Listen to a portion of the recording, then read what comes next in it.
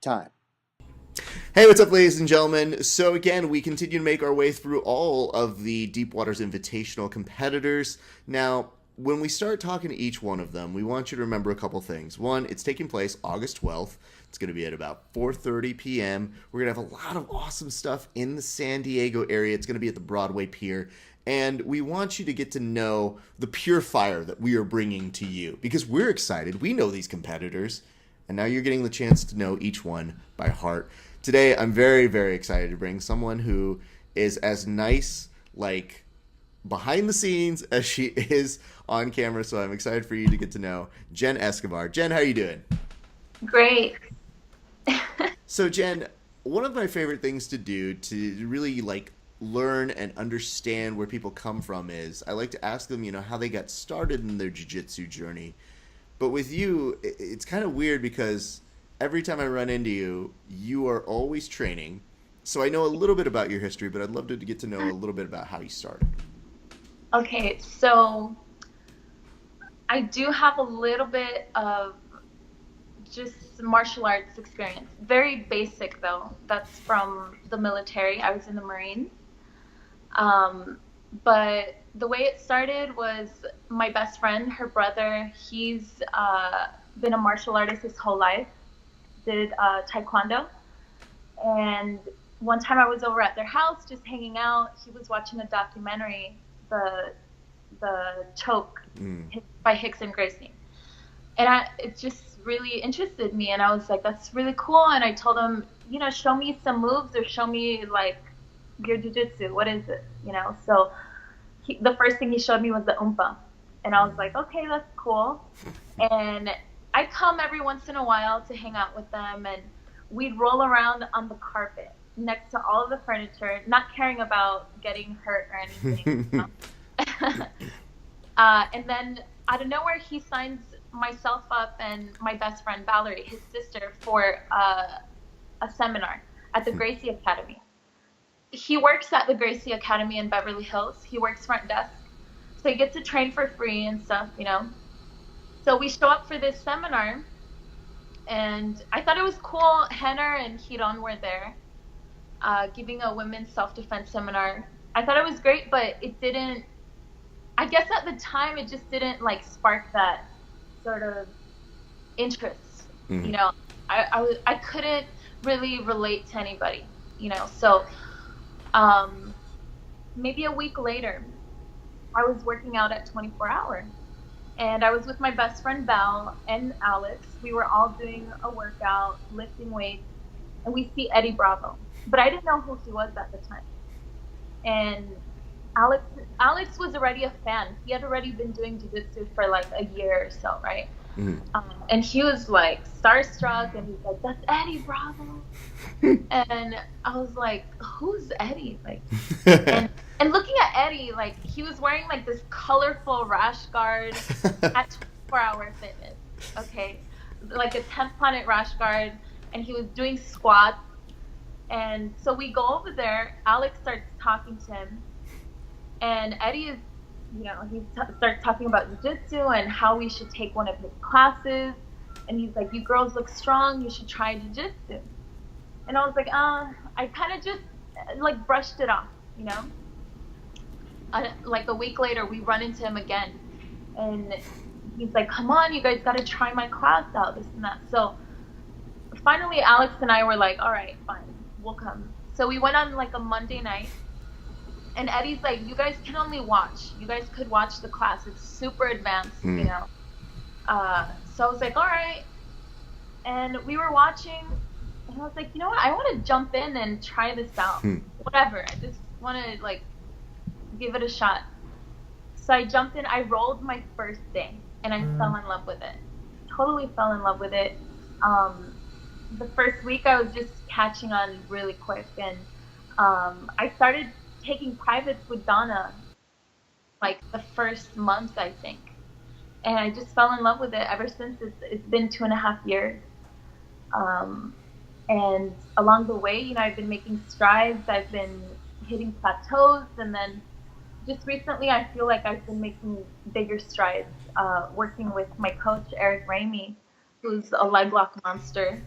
I'm really grateful for that. So Okay, yeah. I just love that your story starts with the persistence of one Eddie Bravo, who I guess now in my head I can only just say like, look into it. Go ahead. Yeah, Look, the facts are out there. I don't know. I mean, maybe look into it. That's all I'm you saying. did such a good impression of him. That's perfect. But Perfect. I get excited in knowing that people make that transition, and I want to ask because this is the question I've asked everybody, but it's my favorite question to ask. When did you know you were hooked? It sounds like it was so early, It was like immediate. super early. It was super early. I think I think my first day I rolled and I did fall in love with it, but as I went on and I saw these, my teammates and stuff, the way they were submitting me, like so fast, like I was a rag doll. Hmm. That's what, like, I was like, I can do this. I can get good at this. It was just, uh, I don't know. It was nice to know that, with my athletic background, I fell into it so easily. Now Almost. you mentioned having a military background, Yes, and so was it weird at the very beginning because they do teach you some combatives, they do. but was it weird where you're like, okay, I've got a little bit of training under me. I should. Oh my god, I'm getting thrown around. Yeah. No, actually, it wasn't. I'm really humble when it comes to being on the mats. The military did that for me, like, breaking me down and stuff. So I learned to, yeah, just be humble. And because I knew that, my teammates are either like purple belts, black belts, brown belts. And it was more like I was going into it knowing these people were like specialized in this. Yeah. This is their craft and their art. This is their lifestyle. So Yeah. it was. It's. I fell into it easily in that way. It wasn't weird for me. And how long were you in the military? How did that all work out? Like, how did you get involved with that? I I was in for 4 years, 2 years active, 2 years reserve, and I was just I was not a happy teenager. My parents were divorced. It's a long story. With my mom, we had sort of a bumping heads relationship, and I wanted to get away. Uh, in high school, I was like, I know I'm not going to go to college. I'm going to go do something crazy. And I knew I wanted to join the military, but I was like, if I'm going to do it, I'm going to do the hardest one. So I didn't even go to an Air Force recruiter. I didn't go like to any other recruiter. I went straight to the Marines, and I was like, I want to be a Marine. So, and there's a picture of me, um, in my blues, my dress blues. I look like I'm 12. Okay. I look like I'm 12 years old. And, yeah, but it's great experience. I'm grateful for that. I think it gave me a lot of guidance and direction because I didn't have any as a teenager. So it really made me into the strong woman that I am today. So That's awesome. That is very, very awesome. Just to let you guys know, we do have promotions going on for people who want to compete. We, two of our co-founders, Eric House and yeah, Eric House, the same person, you Joey House and Eric Medina. They're one person to me. They're former Marines. So we have a push with the USSGL if you guys are looking to compete over. That's August 13th. We have an open tournament the day after we have our invitational with Jen, where she's going to be competing, but we're going to get to that in a second. I have a great story. I didn't meet Joey until I joined 10th Planet, and when I was a white belt, I would see Joey Haas at HQ a lot when we were at Tap Out. Mm-hmm. But later, I found out that one of my fellow Marines served with him, and so we have like some mutual friends. I'm sorry. Most of Joey's, connections. Like, it's weird. Like, I spent so much time with him. We just did a podcast yesterday together, and I was just like, I'm so sick of you. I just turned to him, and he was just like, he's like, and I hate you too. And you know what the dumb part is? Joey, I make him out whenever I do a character of him. I try to do impressions of a little bit of everybody, but Joey definitely does like this. Hey, what's up? I'm Joey, and I'm always like, you're so loud that I have actually taken away the fact that you sound Jewish and turned you into like a Jersey Shore stereotype. But nothing I had ever said had made him more mad than when like he stole my hat, and I was like, "Why are you stealing my hat? It's an audio podcast. People can't see that." And I called him a meathead. He was like, "Whoa!" And it was like the biggest insult I had ever called him. So it's just like, that's how you get Joey House, who's also competing in the Deep Waters Invitational. But anyway, that's not important. Back to you. I noticed though that as that continues to go on, you mentioned a little bit about this, but I really want to know: was doing the Marines a good primer for the type of mental conditioning that you needed for jiu-jitsu? Yes, absolutely. Um, I'm really hard on myself, and the Marines kind of drills that into you, like, don't be a little bitch, like suck it up type of mentality, and so that kind of sometimes is hurts me in a way because I'll have an injury and I'll be like, no, I'm gonna suck it up, and I'll be in my head like, I'll just keep going. But then I have to realize, like, hey, you're not doing any good to yourself by doing that. So I've had to learn how to like work through that, and but the mental toughness of just being in a tough match and just like having the heart to keep going is I'm used to that, so That's and the awesome. training, the grind of training, I have that discipline. So That's awesome. So so you get out of the military, you start working, you get accosted by Eddie Bravo, and then all of a sudden now you're in 10th Planet. What keeps you here? What is the new challenge for you? What keeps you active and competing? what keeps me active? I I want to see how far I can go with my development, and I'm still so early. I mean I'm just a blue belt, and it's a long journey. That's what keeps me going is the process, the journey, and just having people that are grinding with me on the mats. Those are the people that I respect. My teammates, are it's just that bond you have because they're doing the same thing, and they're training just as hard. They want to get better and develop themselves, and in turn, it makes you a better person, and it translates into life so well. Jiu-jitsu has done a lot for me, so. Can you give an example of that? Because I think a lot of people figure, Yeah, when we say like that whole jujitsu saved my life thing, like anybody who doesn't do jujitsu just goes, whatever. But like, what yeah, are some of those examples? Because it is true, you do see significant changes in people's lives. you do. I I'm a personal trainer.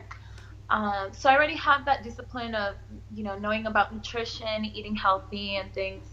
But I used to do bikini fitness competitions before jiu-jitsu, and it was all about, the way you look and, being ripped and this and that. And I used to diet like crazy. I used to put my body through like some crazy diets. But jiu-jitsu, I learned that, it's more about performance. And I mean, I knew that being a personal trainer for athletes is a little different, but going through it myself and treating myself like, all right, now I have to eat to perform. It doesn't matter the way that I look, it's the way that I perform on the mat. Mm. I'm much happier that way, having balance in my life, as far as nutrition, and I eat a lot. I eat a lot.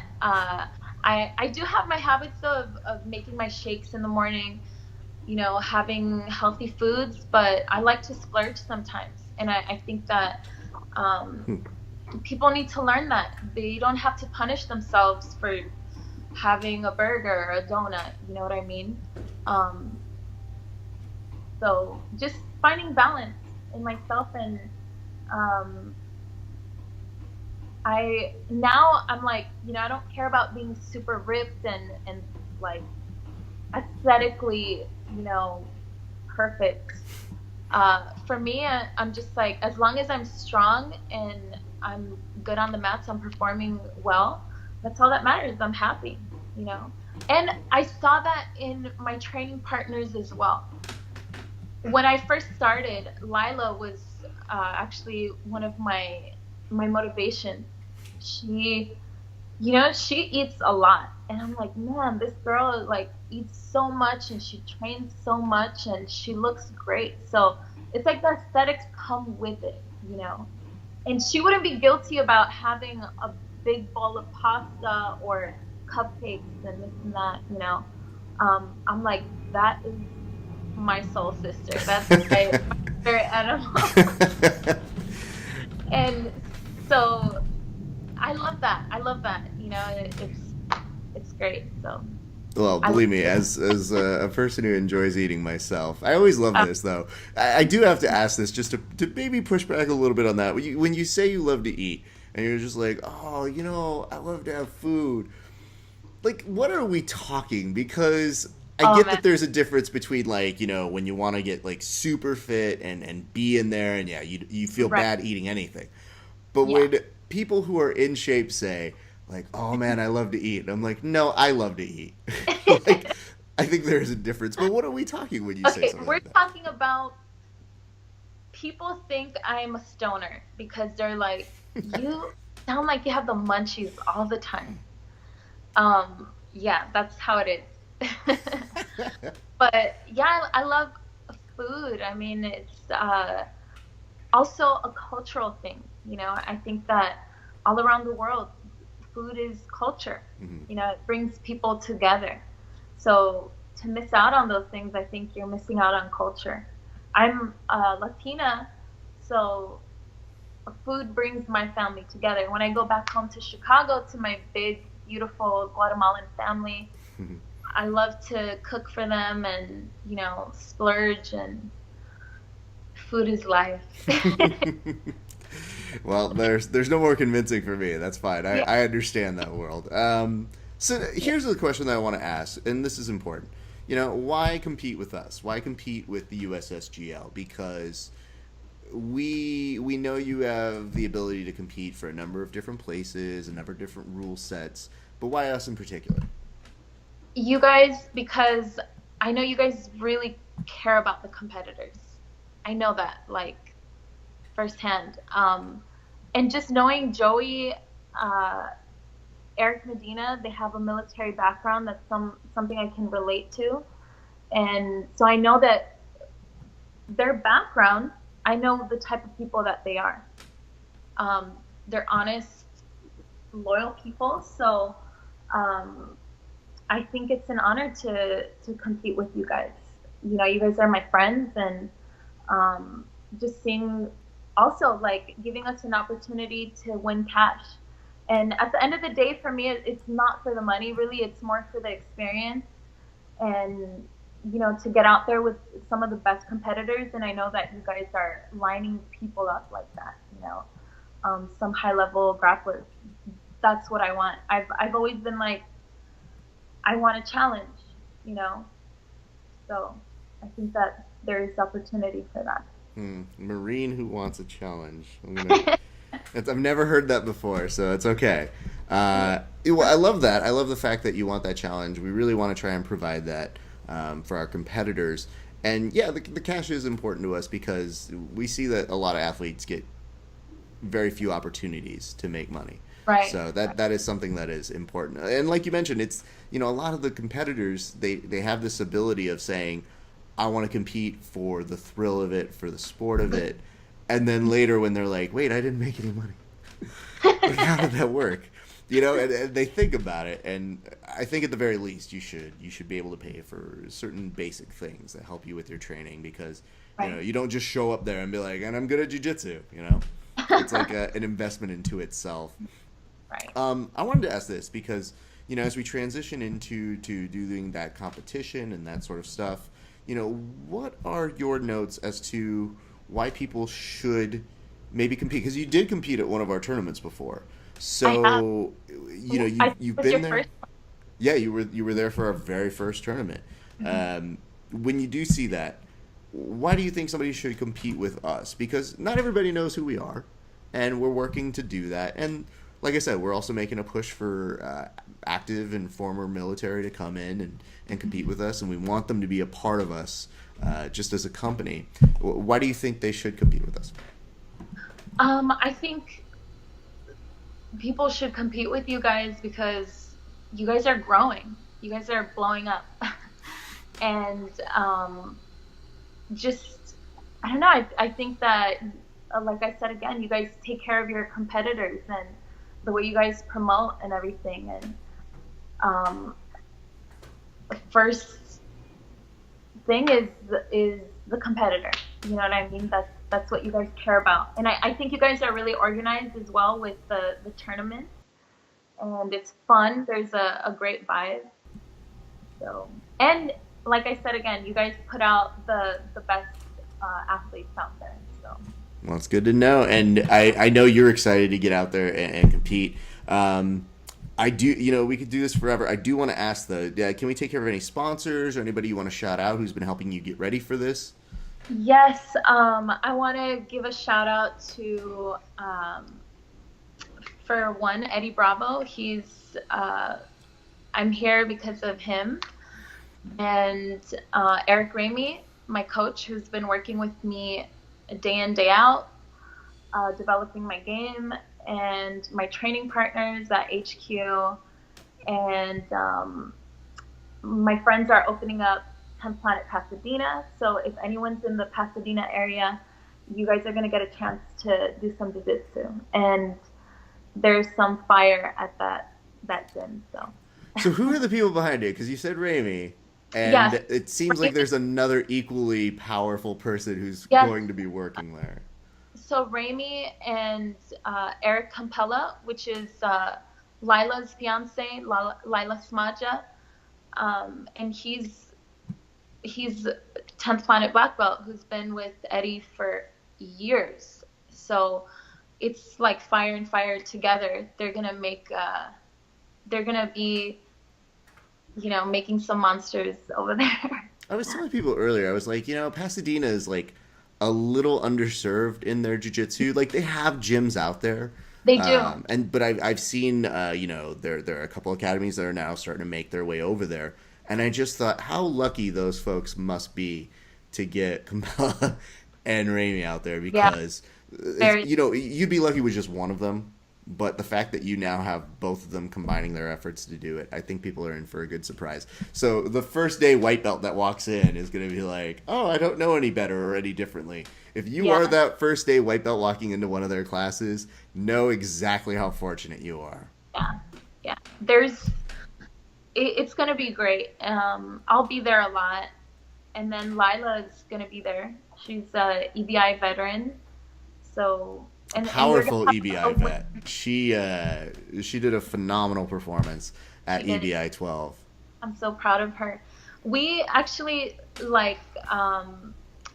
for 2 days before EBI, we were doing some recovery, massages, and cryotherapy, and we went into the cryo chamber together. And so they had cleaned it out, defrosted it, so it makes it colder that way. Mm-hmm. And we're like, okay, we're going to do 3 minutes. This is going to be easy. We're sitting in there, and we're dying. We're like, you can do this. And our breathing I couldn't control it. I was like, oh, my God, this is so cold. But we did it. We, mentally pushed each other. We're like, don't be a bitch. But it was intense. But I'll be doing that again before I go to Houston for my next competition. So. And when is that? And where is that? And who is that with? So that is with Jiu-Jitsu Kumite with Bruce. That is in Houston, Texas on this Saturday, August 5th. And it's 8-woman bracket. Are you excited for that? I am so excited for that.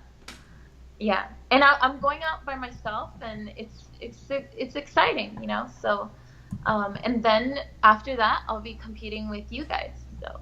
Well, we're excited to have you compete with us. I want to do a quick plug real quick to make sure that people know. We're doing this initiative where we want to get back a little bit to the athletes. So if you guys are looking to come and watch Jenn kill it at our tournament, we're going to ask the following question of you. Can you please go to ussgl.com and then sign up for tickets if you want to be one of the spectators on Saturday, August 12th. And here's the nice part about this. If you, when checking out, go and on the drop-down menu, click Jenn Escobar, we get a little bit of money for, doing the thing of promoting us and helping us out because we do want to get back to the athletes. So if you are doing a drop-down menu and you are competing and you want to support her, or if you want to compete on August 13th, like we were saying, you go to compete that day. You might see Jenn doing that. I don't know. We'll see. But if you go to compete that next day, admission to the August 12th Deep Waters Invitational is for free $99. So you got two ways of supporting here. You can go and get some competition in yourself and support Jenn. Or if you don't want to compete, you can come support Jenn. Either way. Jenn, before we get you on out of here, I just want to ask you to do this. Could you possibly look into the camera right now? Yes. Look directly into it and tell the people what it is they can expect from you at the Deep Waters Invitational on August 12th. Fire. My competitors just got to watch their legs. I'm going to bring it because I've been training really hard and I'm coming out there with fire. That's about as good as it's going to get. People, we want to say thank you so much for tuning in today. I want to say thank you to Jenn. Thank you so much for your time. Thank you so much for having me. Not a problem. As one of the nicest people off the mats, as you will imagine, she will be pure fire when she hits them over on August 12th. Thank you, Jenn. We hope you have a great rest of your day. You too. Bye.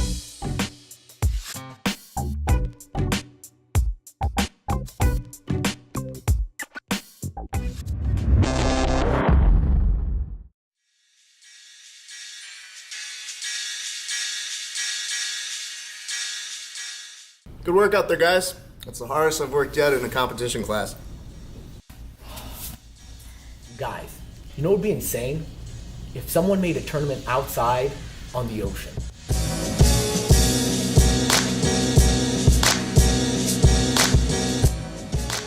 What?